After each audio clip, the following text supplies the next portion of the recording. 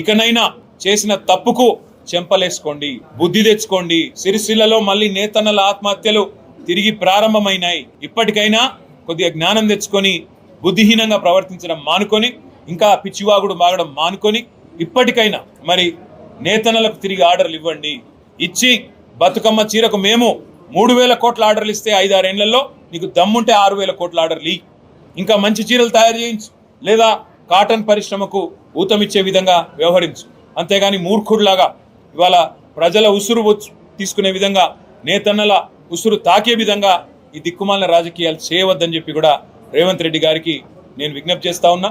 నేను కాంగ్రెస్ ప్రభుత్వాన్ని డిమాండ్ చేస్తా ఉన్నా, మీ వైఖరి ఏంది అసలు? నేత కార్మికులను ఆదుకుంటారా, లేకపోతే వాళ్ళు చస్తా ఉంటే చూస్తా ఊరుకుంటారా చెప్పాలని చెప్పి కూడా నేను డిమాండ్ చేస్తా ఉన్నా. నిన్న మేము ఊహించింది, ఆశించింది ఈ ప్రాంతంలో ప్రజలకు సాంత్వన చేకూర్చే మాటలు. నిన్న మొన్నటిదాకా తంగళ్లపల్లి బ్రిడ్జ్ కింద నీళ్లు కనబడుతుండే మంచిగా, గోదావరి నీళ్లు. ఇలా మాయమైన రేవంత్ రెడ్డి వచ్చినాక దాన్ని ఏం చేస్తావో చెప్పవు. ఇక్కడికి వచ్చినావు, మరి ఇక్కడ బోర్లు ఎత్తిపోతున్నాయి. మళ్ళీ ప్రజలు గొంతెండి నీళ్ల కోసం అలమటిస్తూ ఉన్నారు. రైతుల పంటలు ఎండిపోతూ ఉన్నాయి. దాని మీద ఒక్క మాట మాట్లాడలేదు. ఇట్లాంటి సిగ్గుమాలిన ప్రభుత్వం, ఇట్లాంటి తుగ్లక్ పాలన ఇవాళ ప్రజలు చూసి అసహించుకుంటా ఉన్నారు, నవ్వుకుంటా ఉన్నారు.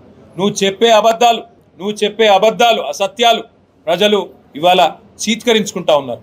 6 గ్యారంటీల్లో 5 అమలు చేసినా అని సిగ్గు లేకుండా నువ్వు బొంకుతుంటే, హోర్డింగ్లలో పెట్టుకుంటే ప్రజలు ఇవాళ నవ్వుకుంటున్నారు, చీత్కరించుకుంటా ఉన్నారు. ఎందుకంటే ప్రజలందరూ ఎక్స్పెక్ట్ చేసినారు.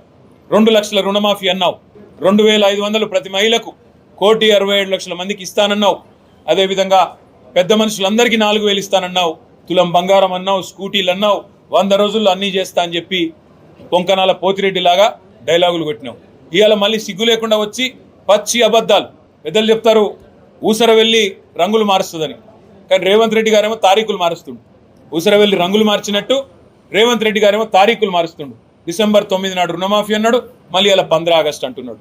మళ్ళీ ఇలా దేవుళ్ళ మీద ఒట్లేస్తా ఉన్నాడు.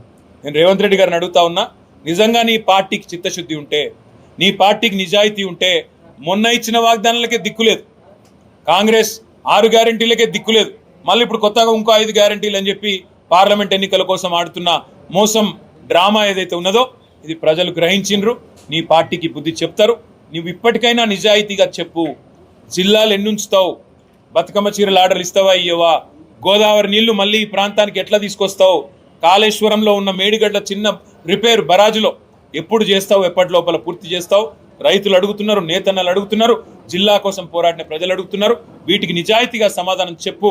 లేకపోతే మే 13 నాడు నీకు తప్పకుండా సిరిసిల్ల ప్రజలు, కరీంనగర్ ప్రజలు, తెలంగాణ ప్రజలు బుద్ధి చెప్తారని చెప్పి కూడా కాంగ్రెస్ పార్టీకి నేను హెచ్చరిస్తూ, ఇకనైనా నిజాయితీగా పనిచేసే ఒక గుణం అలవర్చుకోండి, ప్రజాస్వామికంగా పనిచేసే గుణం అలవర్చుకోండి అని చెప్పి కూడా వారికి హితవు పలుకుతూ